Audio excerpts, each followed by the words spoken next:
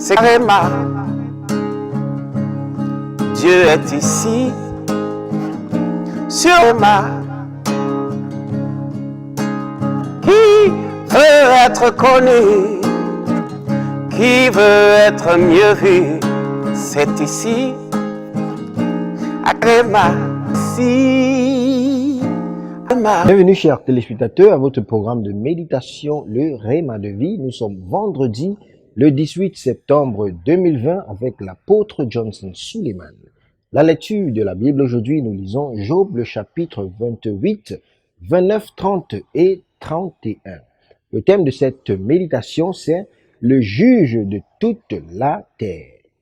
Le texte dit: les nations se réjouissent et sont dans l'allégresse, car tu juges les peuples avec droiture et tu conduis les nations sur la terre. Psaume chapitre 67, le verset 4. La joie des croyants qui ont de la compréhension lorsque le jugement est prononcé contre eux-mêmes, lorsqu'ils ont raison, est dans le fait que le jugement ne s'arrête pas à l'homme. Il y a le Dieu Tout-Puissant qui est le juge de toute la terre, qui finalise le jugement et il juge avec droiture, avec vérité et équité. Psaume chapitre 96, le verset 13 et Psaume chapitre 98, le verset 9, il ne permettra pas que les siens soient mis à mal, car cela n'apporte pas la gloire à son nom. Même lorsqu'ils semblent se taire, il a conclu le jugement en leur faveur et attendant que le meilleur moment arrive, rendant absurde le jugement qui a été rendu initialement, tournant ainsi les cœurs et les lèvres de toutes à la louange de son nom. Pour les racheter, Dieu peut tout faire, car leur justice est de lui. Ici, c'est Réma. Dieu est ici.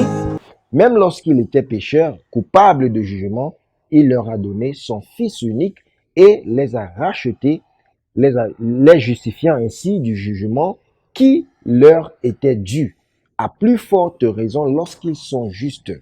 Ne se lèvera-t-il pas pour juger en leur faveur comme le juge de toute la terre? À cause des justes, il conduit les conseillers au loin gâtés et il rend leur jugement insensé. Job chapitre 12, le verset 17.